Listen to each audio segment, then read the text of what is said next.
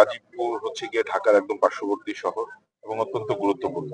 এবং এখানে যেভাবে ইকো ট্যুরিজম যেন ডেভেলপ করা যায়, কারণ আমাদের এবং এটি যেহেতু শিল্পনগরী, শিল্পায়নটা যেন পরিকল্পিত ভাবে হয়। আমাদের রেসিডেন্সিয়াল এরিয়া এবং শিল্প দুটাকে আলাদা করে যেন আমাদের পরিবেশের ভারসাম্য রক্ষা হয়, সেজন্য আমরা এই লক্ষ্যে কাজ করছি।